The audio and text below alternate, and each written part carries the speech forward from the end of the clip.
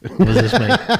Boom, boom, boom, boom, Sorry boom. to keep y'all waiting. We were We'll blame that on Matt. We actually weren't having any technical difficulties. We were just slightly delayed. I couldn't find the live feed anywhere, and I want to see the chat. I want to see what y'all have to say. But welcome back to another episode of Let's Talk Fish, presented by Angler's Choice Marine. And yeah, we got a lot to talk about tonight. You see the title of the podcast as it's over, meaning the regular season is officially over for both of us. Done. Yep. I do have two team events left. So well, that's why I said regular season, because I knew you had a team event. You got 2 team events left. Yeah, I've got one in 2 weeks in middle of September and one in October. Where are they? Are you not at liberty to say? Yeah, they announced it. The first, they haven't told us where the second one is. The first one I'll be fishing is in northern Wisconsin, somewhere. I think it's part of the Mississippi River. I have no idea because we're not allowed to look. All we can do is look. Yeah, what, is it written somewhere? You can't research like lakes and bodies of water within 60 miles of the town. Like, it's pretty neat. They try to keep it as pure. So they tell you the host town. They tell you can't look at a map after that. Well, you can't study a map of lakes. Like, you can look at a map if you're driving there, obviously, and getting your hotel room and thing like that. But you can't be like, what lakes are around, and stuff like that. Got you. All right, so so that'll be cool to watch. I did see. I saw a funny clip from. Is there a cup event going on now? Yeah, there's actually one going on right now at Port Huron, I believe. So I saw a clip that popped up on my social today, and it was one of the teams, I can't remember who, getting checked by the game warden. Yeah, I saw that. And it said that whoever was getting who was it getting checked? It was Anthony Gagliardi and Jeremy Lawyer. Okay, and they were telling the game wardens to make sure they go check team so-and-so next. Yes, Team Yeti, I believe it was. Yeah, because they felt like they might have been doing something illegal. I wonder if they actually went and found them and checked them. But I don't know. I didn't see it on live. I would imagine they would have put it on the live. And, I'm not saying like the game wardens are just doing their job right. But at the same time, I'm sitting there thinking there's 2 guys in matching jerseys, in a boat with a guy with a big old giant camera on his shoulders, and that's the people they pick to go check. Like, come on, man. Like, there's a 99.999% chance that them boys are doing things the right way. Oh, I agree, but you got to think, too, it's also a Tuesday. So they ain't got nothing better to do. There's probably there's not a lot of other boats on the water fishing, probably. Okay. So they probably check everybody they see. It gives them something to do. They seen their opportunity to make it on television, so they took it. Maybe that's probably what it was. That's very possible. I've actually been pulled over before by a police officer that actually wanted just to talk about fishing and not actually write me a ticket. Yeah. Because I don't think I was doing anything wrong, to be honest with you. I can't remember what he even pulled me over for. But yeah, regardless, it was. Now, every dealing I've had with a wildlife officer has been very pleasant. Yeah. Well, you do things legally. Yeah, I mean, that helps, Now, one time they kind of got on my nerves in Vermont. We were fishing a Toyota at Champlain, and I got checked by the same wildlife officer 2 days in a row. Yeah, I don't. That's not cool. Come on, man. Like, they were nice and all, but I was like, "Hey, man, you just checked me yesterday." Did he even remember? No, they checked so many up there. So many. He did, but even when I said that to him, he still checked me again because obviously I guess he didn't remember me. Andrew Bundy, he said he was watching. It was the Canadian authorities asking because they were so close to the border. I got you. Gotcha. All right. So real quick, I want to run through a couple specials at Angler's Choice Marine. As y'all know, presenting sponsor of Let's Talk Fish, #1 Ranger and Triton dealer in the U.S. multiple years, and they've got some really, really good deals left are going on right now for leftover 2025 models. But this deal ends September 1st is what I've been told. Ooh, gotta be quick. But here's the details on it. It is 2025 Rangers, okay, like huge discounts. Price cuts up to $10,000. Ooh. Sound effects over here. Up to $5,000 in rebates. Angler's Choice Marine is also throwing in factory warranty extensions for the Mercuries that come on these boats. And again, this that's offer, another $3,000. Oh yeah, you're talking about $15,000 to $20,000 in potential kickback. Discounts, yeah. I know they're selling a lot of the 2025s at dealer cost to move inventory, make room for the new stuff coming in. But y'all, if you're in the market for a brand new Ranger, head out to Angler's Choice Marine or give them a call or go to their website. locations in Martinsville, Virginia, Lexington, North Carolina, and Spindale, North Carolina. But reach out to them because they've got some left, and they giving. And if you go to their deals. website, they've got this beautiful orange Ranger. I seen that. Yep. It was at Spindale. They moved it up to Martinsville. Somebody's going to buy that boat up quick because that's the prettiest boat I've ever seen. If I'm not mistaken, I saw that boat listed. Now, I don't think it might not have power poles and some other things on it, but I think it was listed for 80-something thousand. Yeah. Like Yeah, 87 already or a great 88. price. Yeah, don't quote me on that, but I think it was listed in the upper 80s. Now, That's the prettiest Ranger I've seen. you like that orange, do you? I do. It's sharp. That's the second time you've talked about that. I in know. this studio. Like, I'm going to Yeah. order an orange boat. I'm going to buy an orange you're one not. one time. Are you really? Possibly. Yeah, yeah. Like, So our new boats, our 2026s, are on order. What color did she get? I'm ashamed to say I don't know.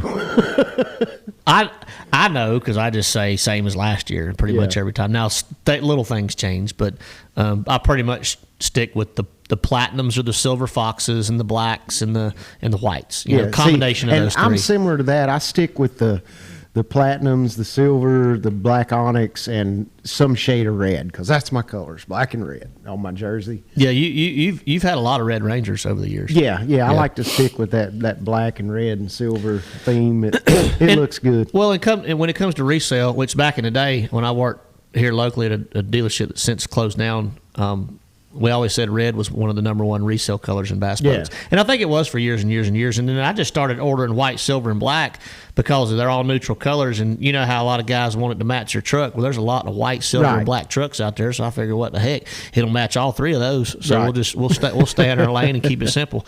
All right. We're going to do a quick wrap up for our last couple of events. We actually ended the year on positive notes. We did. Brian cracked a big I'm top 10. I'm going to clap for us. Round of applause for Matt and Brian. Yeah. Mine was not as good as Brian's. I did not top 10. I did finish in the low 30s, 34th maybe, something like that. But I had fun doing it. And that's what we needed. Confidence-wise, we needed a fun tournament where we caught lots of bass the way we like to. We got to both power fish grass. Yes. And I don't care who you are. That's fun right there. That is fun. So, it's very fun. Mississippi River, shout out to Pat Schlapper. Shout out to Chris Johnson for back-to-back AOYs. Awesome tournament. We still had 3 guys make the top 10. I told you this, which is crazy because here's the thing. Like everybody's like, oh, they're going to a river. And I've said this time and time again. I said, they're like, oh, they're going to the Mississippi River. There won't be no scoping there. Won't be no live sonar there. Oh, yeah. Well, 3 boys made the top 10 using their live sonar almost exclusively. You can guess. I mean, it was Koya, Tucker Smith, and Jay Shakurik. Now, yes, if you watched them on the final day, there was a mix of a little bit of fishing without it. Well, I don't think Koya and Jay ever stopped looking at it, but Tucker, I think, mixed in a little bit of frog fishing and things like that. But regardless, that just shows you the power of it. I don't care if you're in a foot of water in a river like the Mississippi River or if you're in 100 foot of water. You can use it if you know what you're doing, and those boys took advantage of it. Now, my tournament, I was dead set when I'm going to Mississippi River. I want to do something. I want to do something my way. You want to see some explosions. I want to see some frog blow-ups. I want to punch big weights. I want to roll chatterbaits through grass. I want to swim big swim baits. And I caught every fish I weighed in frogging pretty much. And I caught them all on. I used a couple different frogs. I did get some. So I got some key bites on day 2 on a Lunker Hunt compact frog, which to me, I was using a bigger frog, and I'm not ashamed to say I think it's an old school fat frog. I can't remember who makes it, but it's called the fat frog. Is that the River to Sea? No, that's who it is. Yeah, Tyler knows better than you right now. That's surprising. Well, I thought River to Sea made one too. No, okay, so the reason I used that particular frog, I just used that one because it had a super wide base. Yeah. And it compressed that duckweed a little bit more to where it made a little bit more commotion. Right. And it's got a killer hookup ratio. But our compact frog, I was able to not just get follow-up bites on it, but I was able to get more bites when we had beat the crap out of our area basically after 2 days. And then on day 3, I actually switched to a 1 ounce weight and started punching with a little creature bait for the majority of the fish I weighed in on day 3. But the whole time I had basically it was a beautiful sight, Brian. I had like 5 rods on my deck. They all had P-line, no fade braid on there, 40 to 65 pounds with big hooks and frogs. That is fun. And it was just a lot of fun. I used my actual Pulse Fish juice rod for frogging and used the 7.6 slackliner for punching, the 1 ounce weight, and had an absolute blast. Caught a bunch of fish and ended up having a pretty good event. Too little, too late. Event. Ended up 60 something in the points. We missed our first classic. Yes, it sucks, but it's part of the game we play. I'm kind of at first I had a little hard time getting over it because that's a humbling experience. Like Brian said, I mean, it's been 15 years for me since missing a championship. It's been longer for him. He's been 17 years running, 18 maybe. The first one since 2007. So 18 years in a row he hasn't missed a championship, and I'm here to tell you it sucks, man. It sucks, but we will bounce back stronger next year. And a couple announcements that Bass is going to come out with. We got the ball rolling already. That's right. We ended the year on a positive note. You're going to go win one of the Cup events like you did last year, as a matter of fact. That is the plan. And Bass is actually going to let us know. They said around the first or second week of September on our rule changes, our official rule changes for 2026. So they're pretty close to a decision. Or they've already got a decision. If not, they're right on the verge of it. So they're going to let us know. When they let us know, we'll let y'all know through this podcast. I'm sure you'll see it blown up on every social media page out there. I'm sure. But yeah. So looking forward to talk to Bass and see if they'll let us announce it on the show. Yeah. let us. I feel like I might be. That's like beating a dead horse. I don't think they're going to say yes. I don't think. But so I'm just either. throwing that out but there. But it'd be cool. I mean, you're more neutral. You're not an elite angler. Why don't you call him and ask for me?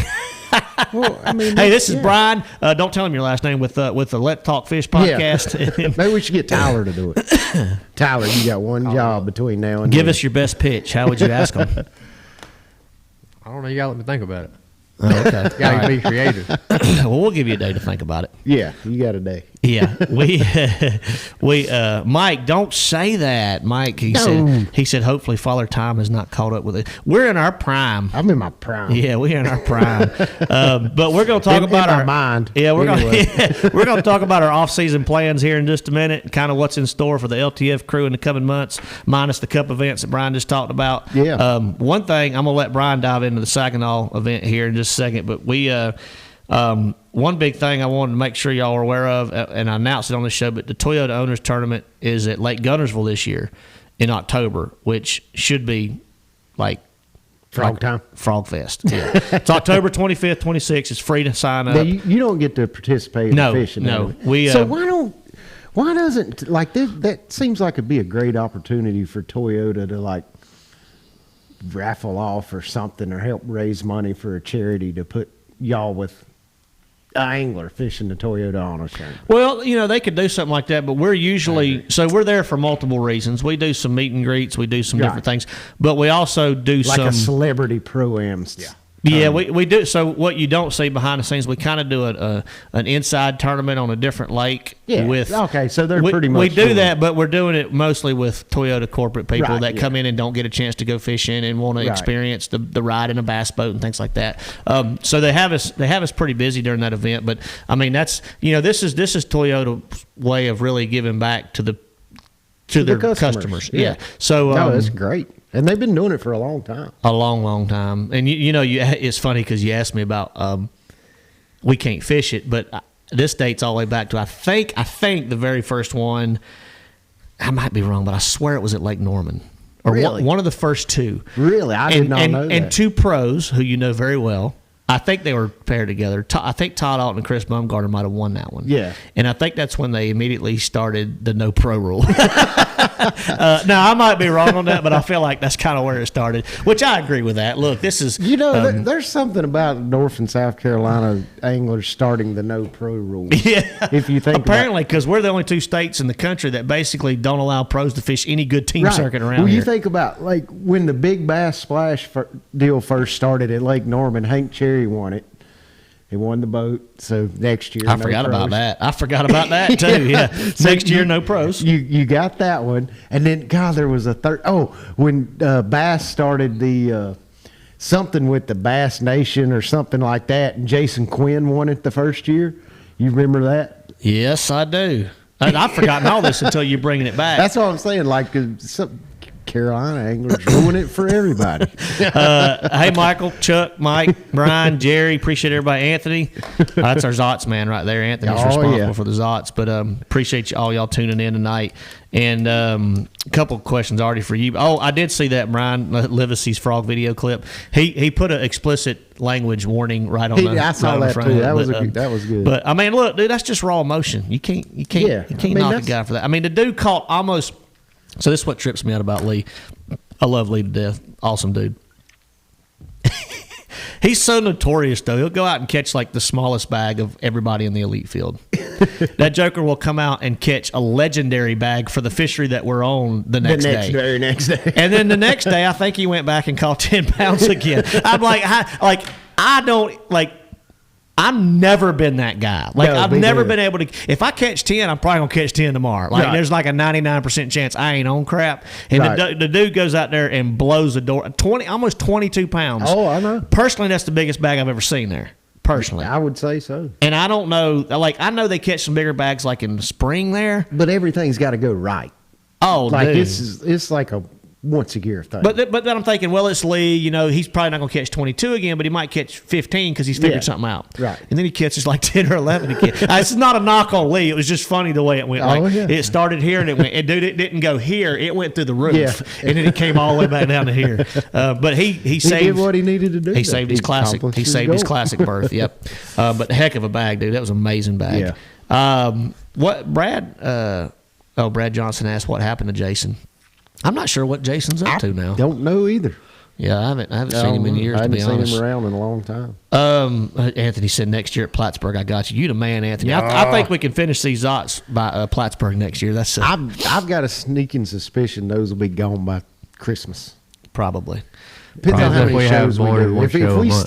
If we stay true to our Tuesday night show and get a lot in this fall, they definitely won't make it to Christmas. Yeah. Fred, what's up? The Diehard Anglers app people are on here. Appreciate everybody tuning in again. I'm going to turn it over to Thrift. And Saginaw Bay recap. Big top 10. Saginaw, dude, after the opening round, I was like, man, I hope he's got enough fish. But, you know, before y'all's event, I was like, and I told you that, like, I didn't tell you that. You didn't. I mean, I was just like, oh, yeah. In my mind, I'm like, nobody will be fishing for smallmouth. And do good because there's a billion largemouth that live there. There are, but so we had a wild card this year at Saginaw Bay. So the first time we went there, our cutoff was pretty much just a little bit north of the Charity Islands, if any of you are familiar with Saginaw Bay. Well, this year they extended our boundaries by 20 miles. So we could go 20 miles farther out into Lake Huron, out around the point up there to Port Austin and all that.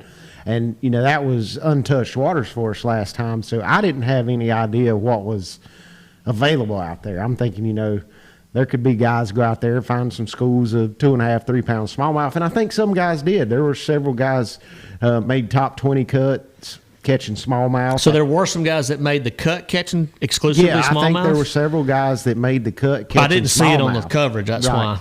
And I think they might have transitioned over to largemouth on the third day. Probably might have. And I even think Jacob, the eventual tournament winner, everybody saw that. I think he spent some time the first 2 days, which, you know, was brilliant on his part. Dude, he from a calculated angle, he's probably next level. He played it to a T. Caught smallmouth a couple days, I believe, and then mixed in the largemouth. But what that afforded him was the luxury of having not 4 days of pressure on his largemouth. On his largemouth, yeah. Right. So that was fish management. It's always that's key. what it's all about, especially in every fish counts format. Yeah. And on Saginaw Bay that has so many fish, like you couldn't go 30 minutes without catching one. And if you did, you had to catch 5 in 5 minutes pretty much to be able to compete. And the last time we were there in 23, I ended up finding a couple patches of grass and caught some bigger than average fish, made the top 10, and that was a 5-fish limit format. So that's my favorite thing to do, fish isolated structure, get out there, idle around, find a little clump of grass or something, a little rock pile I can throw at offshore with that Humminbird Mega Side imaging. And I pretty much did that the whole 2 days of practice. I was like, I'm going to go try to make this work again. The water was down about a foot lower than it was when we were there in 23. And the first day of practice, I went to the patch of grass I found in 23, and it was still there. I was kind of surprised, but it was still there. And I made like 5 casts and caught 3 and shook 2 off, and I was pretty much done after that. I was like, all right, I'm idling, staring at that hummingbird the rest of practice. And if I can find 5 or 6 more places like that, I've got a chance to have a great tournament. Ended up finding 4 patches of grass, and that pretty much carried me through the whole event. That first day, I caught 127 pounds or something like that, almost 50 scorables, fish over 2 pounds. Did you ever think about stopping? Not the first day. I never thought about stopping because I knew we had 2 days, and I'm like, if I can build up a big enough lead, I can take it easy on them the second day. So first day, we was just doing everything we could, catching every bass we could. And third day, I kind of laid off of them, spent a lot of time looking, and didn't really find anything else. Found a place or two I could get a bite or two.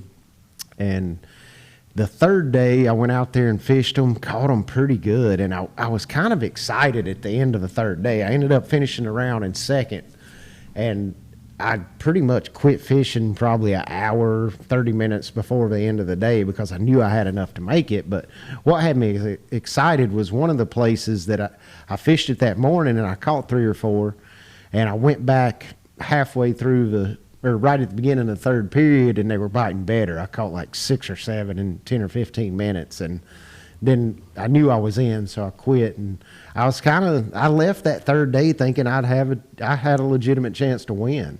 I really did feel that way. And I guess just the pressure and that little bit of southwest wind kind of dirtied and blew a lot of algae in there. I don't know if that kind of shut the bite down a little bit. I mean, I still had a great final day, caught almost 60 pounds of bass, but it just wasn't enough to keep that pace I was the first 3 days of the event. But all in all, a lot of fun. Got to fish like I wanted to, like Matt said he did at the river, fishing that isolated structure. Caught them on 3 main baits. I saw a question earlier about that's what I was going to get to. Why do you wind your worm? Well, you don't do that most of the time, but tell them why. Right. So 3 main baits I was catching them on was a Demiki square bill, the BTC 60. The first 2 days I caught a lot of fish on that, cranking through the top of that grass, catching those fish that were real active.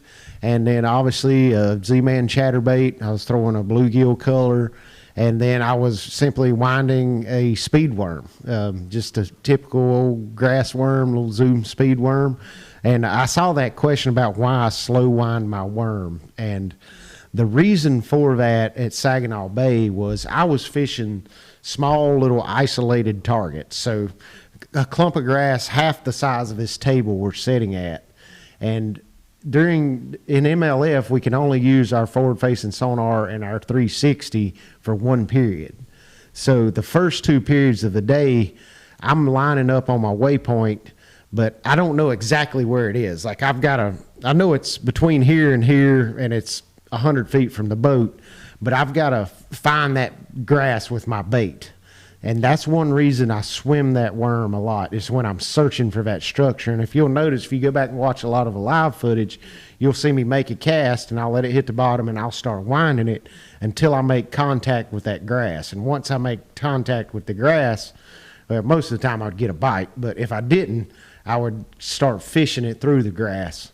So it just helps me be a little more efficient and find the structure a little quicker, winding it like that. And sometimes I would throw the chatterbait the first couple of casts until I hit the grass and knew right where it was, and then I'd pick up that worm and wind it through there. But that's why I was winding the worm, just to be a little more efficient and be able to figure out exactly where that structure was, because I was fishing a little bit deeper than most guys, which it kind of blew my mind. If you watched any of the Saginaw Bay stuff, Matt, the water was down a foot lower, and I was excited, especially the first day of practice when I caught them out of that grass patch, because I'm half a mile to a mile and a half off the bank out there in 2.5 to 3.5 feet of water.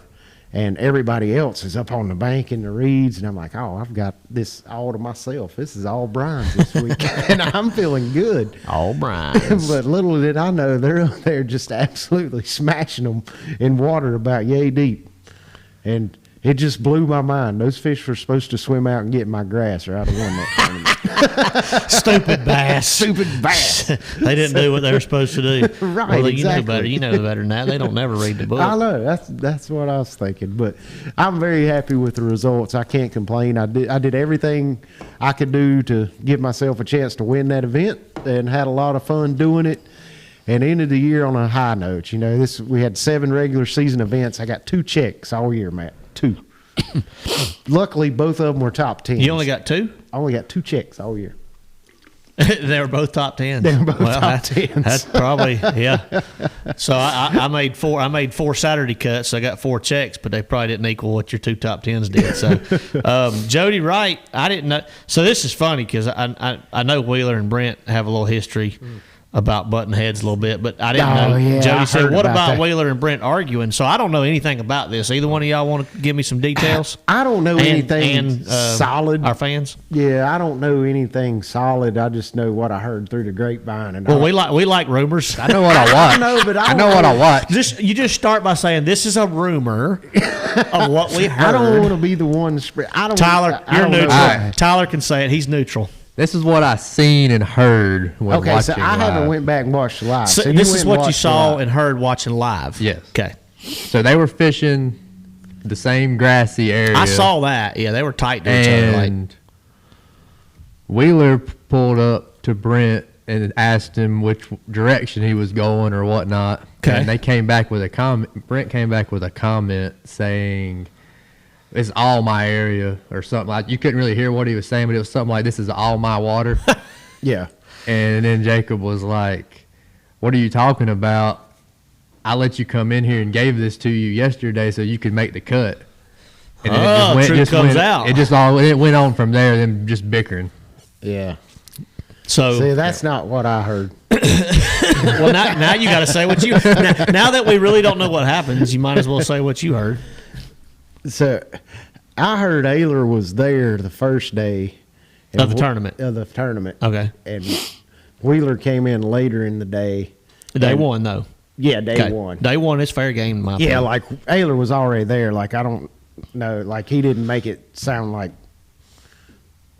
Wheeler gave it to him. You know, it's what I. Okay, I Yeah. got you. So, the only issue I have with what the BPT does, and this would solve this problem, is the fact that y'all know what everybody's catching, because there are people out there, not me and you, because we don't Right. do that, but there are people out there that would seek somebody out Oh yeah, because they're doing good. yeah.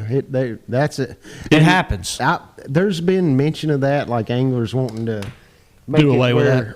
I mean, not do away with Score Tracker, like make it where you can see weights, but just take the names off of it. Perfect. Yeah, perfect. Yeah. But I think they like the drama it throws up. Like, well, no, I understand that too. like that's a new, unique angle for BPT to be able to approach and add to the sport and just make it a little more entertaining. Yeah, I mean, that's like bass going years ago saying we're not using nets anymore. They didn't do Right. that because it favored the fishermen. They did it because it favored the fans. Favorite TV. So I get that, and that may or may not have been what created this conflict. Right. And in turn, it created impressions and numbers and views. Exactly. Like So, yeah, I mean, I get it. I get it. I mean, they're selling a product just like we all are. And, Right. And I mean, when it comes to television and live coverage, you have to do things to gotta make make it fishing entertaining. more engaging. Right. Yeah.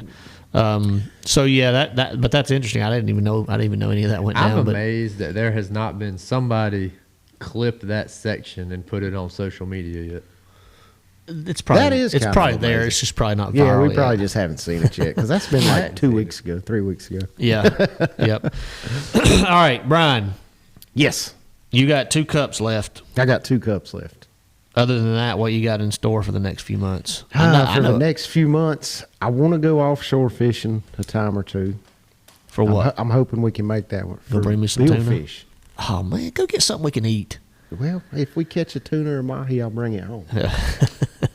But you're not targeting those.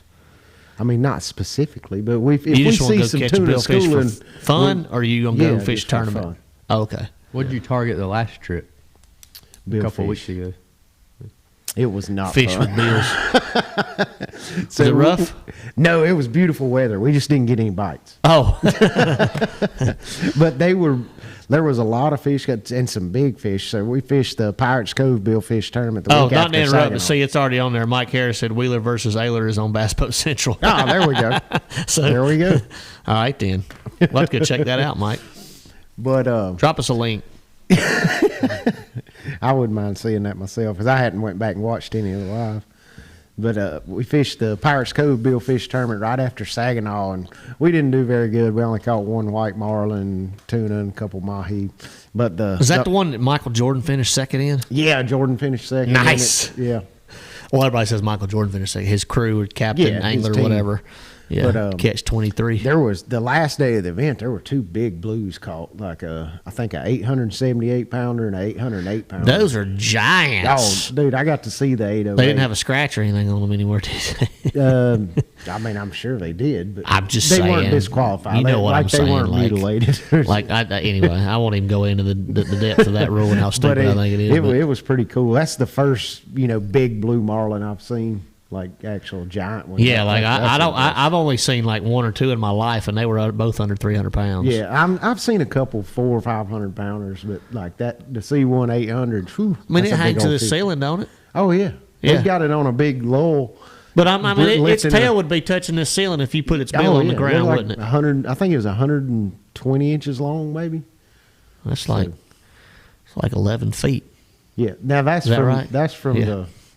the nose to the fork of the tail. Not the bill, That's too. not Yeah, counting that's the what I'm saying. bill, You hang yeah. him up with a bill on the floor here, and his tail's Yeah. at the ceiling. Oh, yeah. That's nuts.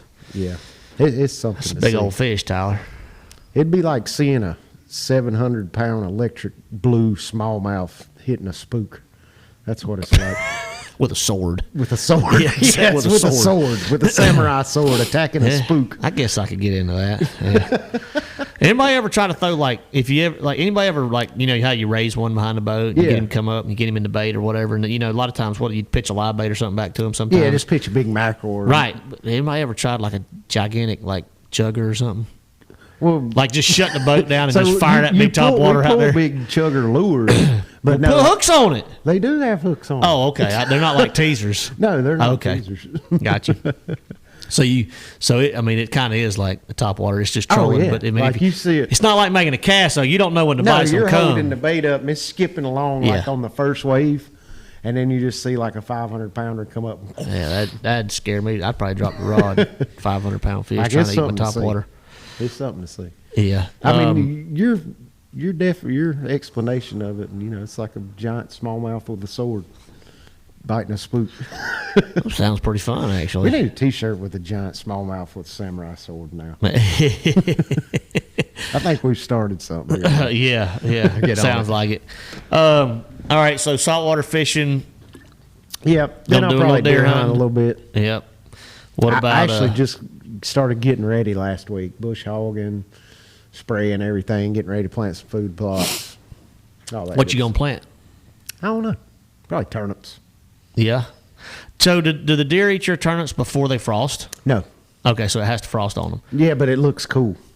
No, they're beautiful. But Yeah, it's so the gorgeous. funny thing is, I did that one year at the farm. Yeah, they won't eat it they don't eat it till after our season's over. I was gonna say, when it frosted at the house, it was like Christmas the first time it frosted so that year. They won't eat them till after. They the won't season. even they won't even walk through them. They do. Oh, yeah, they'll walk. Well, I'm just being sarcastic a little bit. But when I walked through that turnip patch that I planted, this was years ago, it had the strongest odor of Yeah. anything I'd ever planted. And I'd walk through there and I'm like, oh, they're going to be just killing this stuff. Like December, when the other Yeah. food sources are starting to dwindle a little bit. They didn't step foot in that thing till after deer season went out. Yeah. And then they mowed it down. And I'm Yeah. like, I ain't planting turnips. I know it's good for the deer, yada, yada, yada. Keeps them on your property, whatever. And it gives you something to do while you're hunting. Like there'd be rabbits in there eating. Yeah.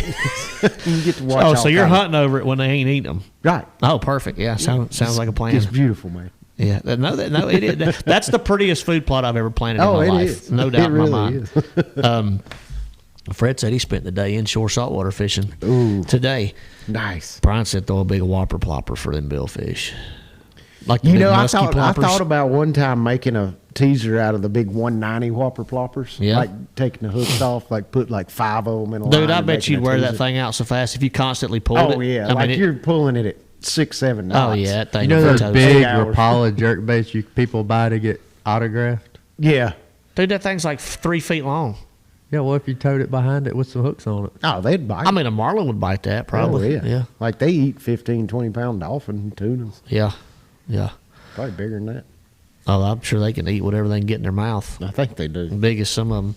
That is right, Michael. He said turnips taste like dirt. I can't blame him for that. You know, that's funny. So my father-in-law, I used to love turnips. he loves radishes, which is basically like a turnip, right? I mean, but they're spicy. It's like a spicy turnip. they got a little. Yeah, it's like a spicy turnip. But and my dad loves them. So maybe it's a generational thing. Yeah. But they take a raw turnip and slice it and eat it. Now I'll take a slice of a turnip. And the first time I ever took a bite of one, this is actually a radish, but they're very similar. Dude, it was exactly like what he just described. Dirt. It was like eating dirt. Yeah. I put a little salt on it. See, that's what I used to And do. it was good. It was pretty good. Yeah. Like, it was different. Very different. That's But, what I used to do. Like, Grandpa would go pull a turnip out of the garden. He'd wash it. He'd peel it, cut it up like in little fries, like a French fry, and we'd put salt on it and eat it. Okay. I could get into that. Fred's got a question. Ever painted, I guess he meant planted a pea called blue lupin? I've never heard of it. Never heard of it. I have to Said look they into mow it it, down but- during bow season. I have to see that. You know, around the house this year, all the ag fields they rotate beans and corn every year, and they're all beans this year. We've been riding around and glassing deer. My youngest daughter and I, she loves to ride around and look at them, and it is amazing the amount of deer we see in these bean fields right now. Yeah. It's just unbelievable. I'm already starting to see a lot run over on the roads too. It's bad, dude. I mean, we counted. So my neighbors that live up the street, they're half a mile from the house, and they have a bean field kind of in front of their house that's probably, it might be 15 acres. Yeah. Maybe 20. We counted 42 in it the other day. Whew. 42. Lord have mercy. And you know how many? That's why we get 6 tags in North Carolina. You know how many bucks were in it? 5. Exactly 5, Brian. You know how big the biggest one was? 6-pointer. Well, he was an 8, but he's about the size of a small 6. Okay. Yeah. But yeah, that's what we're dealing with. But we ended up riding around within a mile of the house. We counted 80 something deer, Good gracious. and they were all in beans, and it was all Yeah. within 30 minutes of dark. And, It makes you like, how much? Like, they've got to eat half the crop of beans. Like, oh, you ought to see. Yeah. Some of the fields around the house, man. The farmers are. I mean, they're getting destroyed by these things, dude. It's unbelievable. It's unbelievable. Let's see. oh, that's a good question from Andrew. We do need to touch on that. In the last Bassmasters tournament, somebody caught a fish with a lure inside. It was Pollinick. I watched it live. Did the that first fish day. live or not? Because he had to bring it back to the bass people to take the lure out. Let me throw a little go ahead. Because I don't know about. What was the lure? I missed this. It was I think a whopper plopper. He said. caught it on a Ned rig. Oh, and it already had a plopper plopper in its throat. throat with trebles and all. So I Wow. had the same scenario happen one time at Lake Gunnersville in a tournament Really? in June. Yeah, very same scenario. And this is what I'm going to recommend. Like when Pollinick did what he did, putting it in a live well without taking the bait out, I was like, that's smart. Yeah. Because I caught one cranking a ledge, and I caught it on a 1-ounce swim bait, like a 6-inch. I don't remember what I was throwing, maybe a Shadalicious. This was like 12, 15 years ago. I think exactly 2010's when I caught it. I remember that. But anyway, so I caught this fish on the swim bait, and we could use nets back then. Co-angler nets him. I get him in the boat, and it's like a 5.5 pounder. Well, I look down his throat. He's got a Fire Tiger 6XD down in his goozle. Like you can see the bill. Like you could see just a little bit from behind the eyeballs and the bill sticking out of like his goozle down there. Gosh, so the back hook and all was through back past everything. Right. And I'm like, oh my God. And this is in June, so like fish care is a big thing. They actually told us 100%. in that tournament, you can come in. I think they opened the scales at 1:30 in that event, just because there's summer to save the fish. But I ended up taking that bait out of the fish's mouth, and like it was healthy, living great. When I caught it, it didn't bleed when I took the bait out. Like the hooks were all rusted, like they weren't. How did you get the bait out with the other treble So gone? like the trebles were so rusted. Oh, they weren't stuck. You could like kind of just pull on it. Yeah, But like I just took some pliers and got in there and pulled it out. Like he wasn't bleeding or no, like it'd been in him so long. The like tissue where the hook was going in was like all green and rusted looking, like, and the hooks were all rusted and stuff. So he basically healed around it. Right, he healed around it. And I took the bait out because I was worried. I was like, man, he's gonna die. So I took it out, and I wish I'd have left it in because he was dead in 45 seconds. And if you'd have left it in, if I'd left it in, he'd probably been fine. Yeah, that's crazy. God, that's crazy.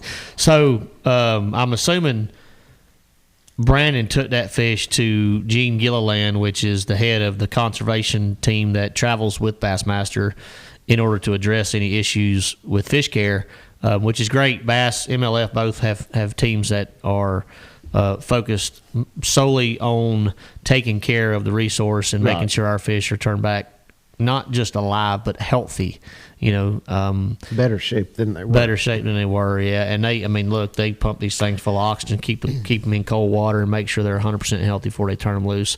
There are tournaments that obviously they don't have the resources to take care of them like that.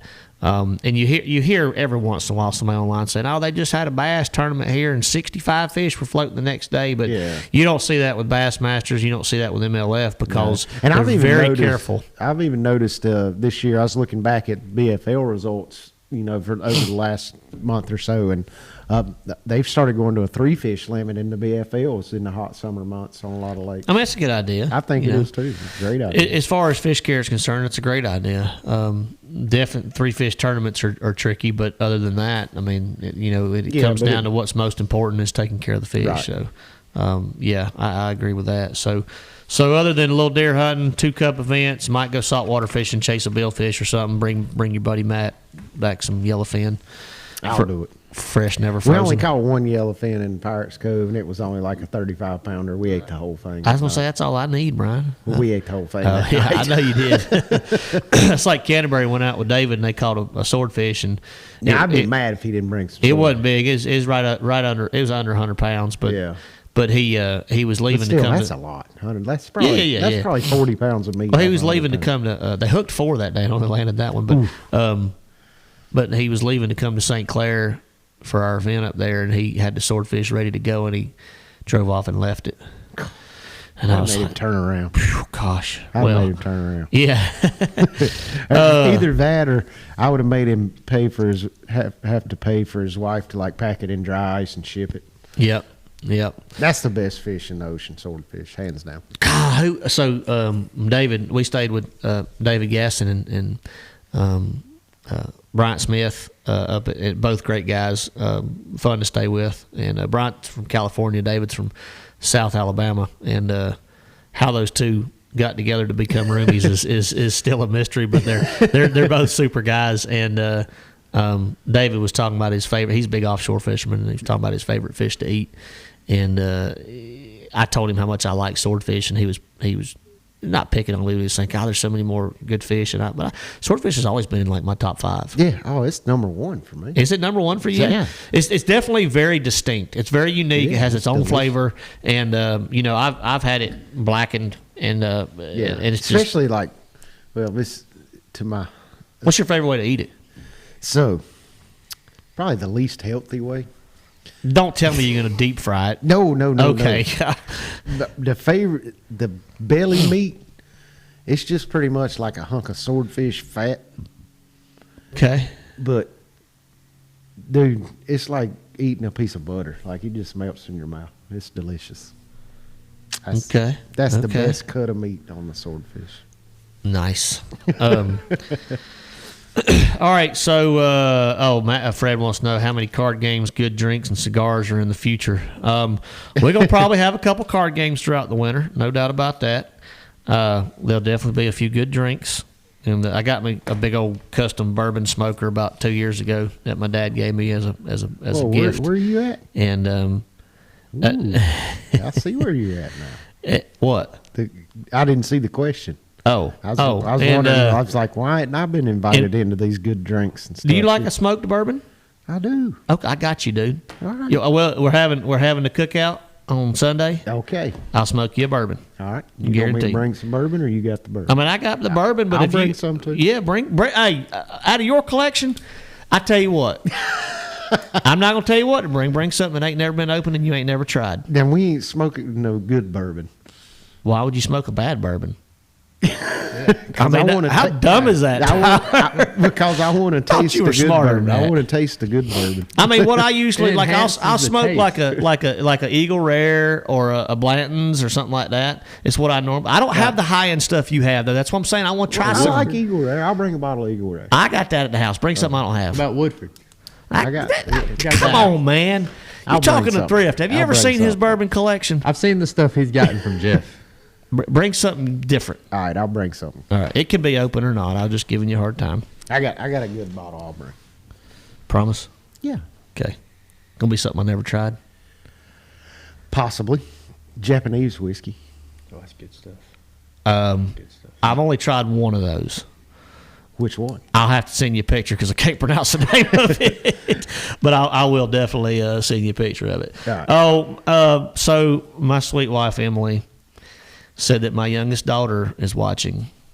And she wants to know why I have not told you the biggest news of the day today. Well, Are tell you me. aware of what happened today? I am not aware. You obviously don't live with a house full of women that are Taylor Swift fans. No, I do not. Tyler, do you know what happened today? No clue. Taylor and Travis got engaged. Did they really? Yeah, they got Oh, good for engaged. them. All right, Rennie, my for youngest, them. Brian's excited about their engagement. So there you you have to it. keep me updated. Yeah. Oh, she will. She will. So I picked her up from school today. So I had to pick her up at 3, and then I got Reese from cheer practice at 5. Well, first of all, let me back this up. We're back all the way up to about noon today, and I get a text from Emily, and it's a link to the Instagram post that Taylor Swift made about their engagement. Yeah. So my wife's losing her mind. She's excited, It's over the moon. Like, it's just unbelievable. Best thing that's ever happened. Pick up Ren. She gets in the car. Daddy, guess what? Oh, she already knew. Oh, yeah. Did they announce it over I the don't PA know. at They've been school? chatting about it at school somehow. That's awesome. She said, Taylor and Travis got engaged. And I said, yeah, I heard. Your mommy told me. She was ecstatic. So I take Ren home, do her homework. She's playing at a friend's house. I go pick up Reese at 5 o'clock from cheer practice. Reese comes walking with the truck. She climbs in the truck. What do you think? First thing she says to me is, guess what, Dad? Travis and Taylor got engaged today. So, yeah. So I didn't hear it once. I didn't hear it twice. I heard it three times today. Well, I'm hearing it for the first time. Yeah. Well, now you know if somebody asks. Did you know? No. Okay. No clue. First time I've heard. First time you've heard it Okay. too. See, I taught y'all both something tonight. I don't have little girls. I've got 2 little boys. And No. I'm pretty sure. I understand that. Neither one of those know who Taylor. Well, Wiley probably knows who Taylor Swift is. I mean, he knows who she is. He Yeah, just might not be a follower or a fan. Yeah. He doesn't listen to her music. I know that. I get it. All right, Eric, appreciate the kind words, man. Chuck said they announced it in his granddaughter's class.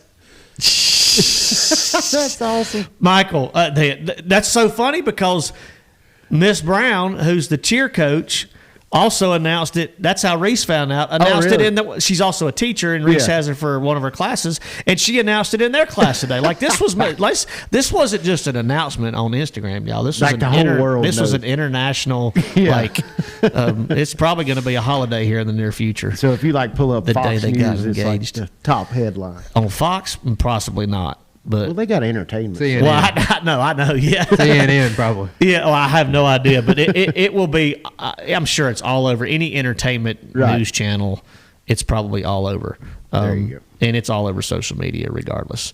So I see a couple questions. I'm gonna back up just a little bit. We got a few minutes. We still got our trivia question at the end of the show tonight, y'all. We're giving away a heavy duty English Choice weigh-in bag and also an English Choice hat. But we have a good trivia question tonight. We'll get to that here in just a few minutes. Oh yeah. Blue Ridge Mopper, congrats. Said he just bought a new Z520R from Spindale. Wants to set his Lowrance 12s up. Oh, well, nice. I'm sure the guys there can get you really clued in. But if you have a question about something specific, as far as just setting them up, not to be not make you feel like I'm trying to make you feel bad or nothing, but specific questions, like kind of be more specific with me. Send me a message on what your goals are, what you're doing. You got an active target on there? Do you have the latest update? Things like that. Let me know, and we'll kind of go from there. I can give you some little simple settings to help get you started. As far as the C mapping that's in the Lowrances from the factory now, the new Lowrance Live 12 has it. The C map's amazing. The active target 2, the latest update that we've got, which I think is 25.1 or 25.2 if I'm not mistaken, is phenomenal. It's got a couple new color palettes on there. I was using one at St. Clair, the green palette, and it is absolutely amazing. I will tell you that. So if you have some questions, just private message me, and I'll try to help you out best I can. Wahoo. Hey, I've heard Wahoo's the best tasting fish. So I have actually had Wahoo. I've never had it. Fresh, never frozen, raw. Yeah, I've heard it's the best. Like, it was phenomenal. Sashimi on the planet. It was phenomenal. Yeah. I've only had it one time in my life, though. That's the only opportunity I ever had to have it. Yeah. What's your number one fish, catch Matt? one and he bit off the lure. My number one fish? Yeah, he gave his number one. I know Matt's yellowfin. Nope. Really? No. Triggerfish. Oh, nice. It's triggerfish, yep. Triggerfish is definitely my favorite. Now, I'm still missing a few like that I haven't tried. Like, there's so many different tile fish out there. That's a golden tile. So the golden is what I've heard. I haven't tried the golden. The one I tried was like a blue, or is there something? Yeah, white or blue. I don't know. They're all different colors. But I tried one of those, and it was actually it was good, but it wasn't as good as a triggerfish. Yeah. What's the big giant grouper that JT catches down there? The yellow edge grouper. Yellow edge. How's that fish? That's a fish I've never tried. It's good, yeah. But it's not like it's nothing like out of this world. Not like out of this world. Tastes like a normal grouper? Yeah. Okay. Yeah, it is. I tell you, so before ICAST, I went down there and fished, and I know we probably mentioned this on the show we did after ICAST, but that pomfret we caught, that thing's delicious. Oh, that weird looking thing you caught out deep? That weird looking black fish with big, huge eyes. So that thing's really good to eat? Yeah, it's delicious. So what's the meat? Is the meat just normal white meat? Yeah, white, flaky, delicious. Interesting. Yeah. Huh, but I don't. Those are like. I think all those deep water fish are delicious. Those are like by catches though, aren't they? Like those are always accident. Like who targets those? Can you even target like those? I don't think you can. Like I think you are targeting them when you fish for swordfish. Okay, like we caught that fish in 1,800 feet of water. Got you. 1,600 feet down.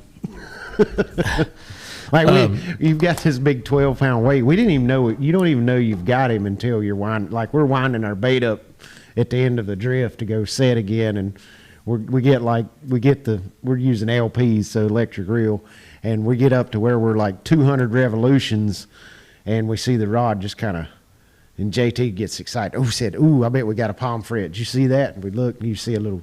He knew by the bite, huh? Well, it wasn't a bite. It's just winding it in. The way it was. That's funny because there's a dude that I watch on YouTube, the Key West Waterman, and I really like this dude because he's really cool. All he does is saltwater fish. He spear fishes and things like that. He's just super laid back. For some reason, I got addicted to his channel because a lot of times he's catching it and cooking it too. Right. And it's like it's amazing to me because every time he goes out there and he does some commercial fishing by himself with electric reels too, and he's catching different fish and like 90% of the time he names them before he lands them. Yeah. Just by the fight. And right. But that, that's pretty. I'm sure if we did that full time like they did, that was your job. Sure. Yeah. All right. Emily said they interrupted the president's press conference on Fox News with the news. Ooh, Lordy. Blue Ridge Mopper, PM me. You can do it on Facebook. Send me a private message, or you can do it on Instagram. Either one, you can send me a private message.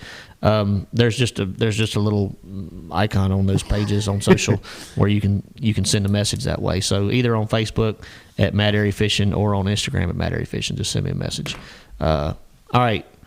Where are we at, Thrift? Oh, time for the trivia question? I think it's time for trivia question. Okay.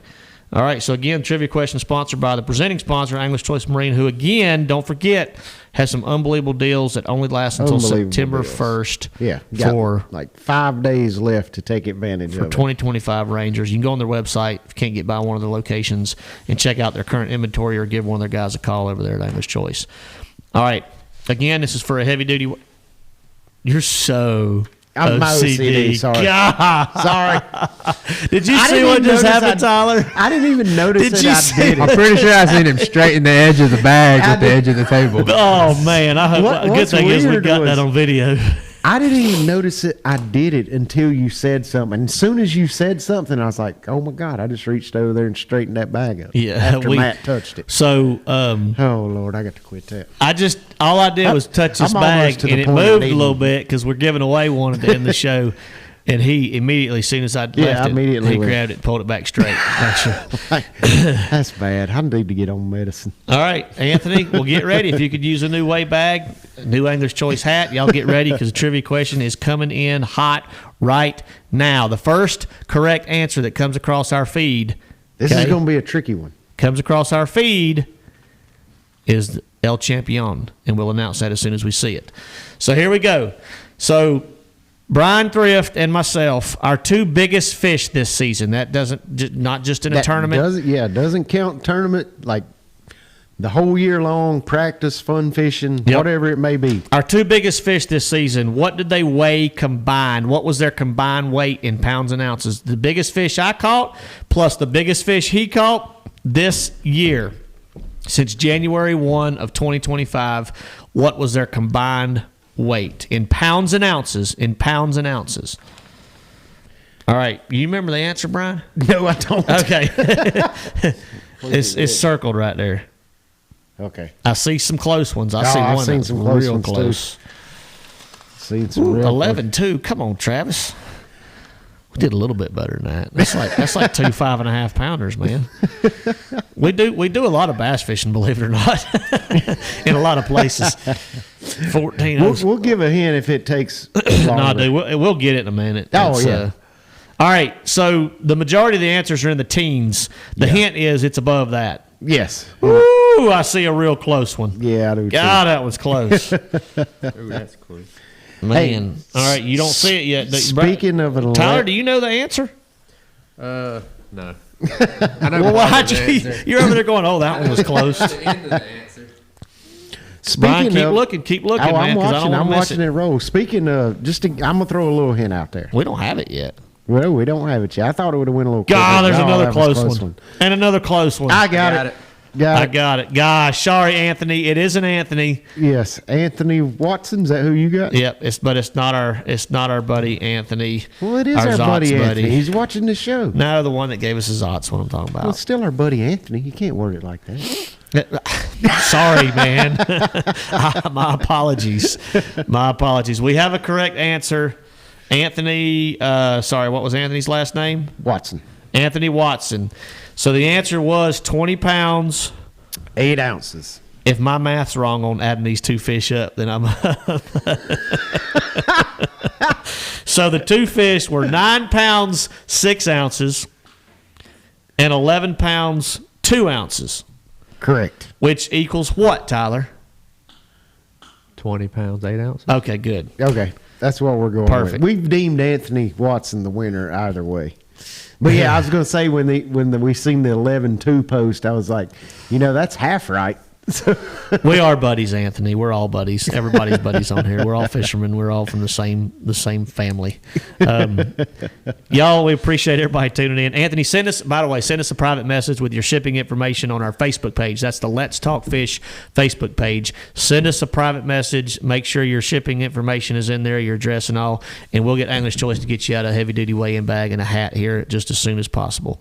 Guys, gals, appreciate everybody tuning in. What are we looking like for next week, Matt? Possibly on for a show? Possibly on for a show. I'll be in town for sure. I'm not I thought leaving. you were going to be gone next week. No, that's the day after Labor Day. Yeah. We can talk about how many doves we shot and how many shrimp we ate. Ooh, that's a good idea. Okay. All right. Sounds like a plan. Possible show next Tuesday. We're going to try to stay on top of things this fall through the winter. We got to get back to doing the Let's Talk Fish shows. Yeah, we need to do more of these for sure. But appreciate everybody tuning in. And when we can't go fishing, we'll sit right here and do what, Brian? Talk fishing, of course. See y'all next time.